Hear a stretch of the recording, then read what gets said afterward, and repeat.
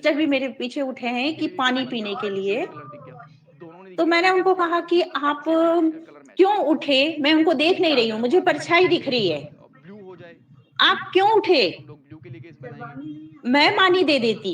अब बाद में कुछ हो सकता आवाज़ है कि नहीं ग्रीन हो आई। जाए, बाद में हो फिर सकता मैं है कि जब रिटर्न वापस अंदर आने के लिए हुई, येलो, तो मैं क्या देख रही हूँ, एक परछाई है, सिर्फ़ मैं एक परछाई देख पा गोल्डन रही कलर हूँ। हो गया, उसके वो लिए क्या बनाएँगे। है तो मैं बहुत सारे समझी नहीं तरीके थी होते उस हैं, समय, उसके लिए हम और बना वो लेते हैं। बहुत रो रही है, मैं बहुत तेज़, नहीं, थोड़ा-सा नहीं ज़्यादा छोड़ ज़ूम दो, करके नहीं छोड़ दो, ऊ आ ज़ूम करके करके दिखा देता हूँ। एकदम। तो तब मैं वो समझी स्लोली कि कंटिन्यू यहाँ करेंगे, पर कोई न ये कोई मैंने आया कलर था। कर दिया, मैं एक कदम मेरा वहाँ और दूसरा कदम मेरा अंदर मेरे रूम पर। अब लेट्स मैं में यहाँ बहुत पे ज़ोर से डिफोल्ट है। चिल्लाई। कि ये क्या और हुआ? क्या रहेगा? फिर 5 मिनट और मेरे आँसू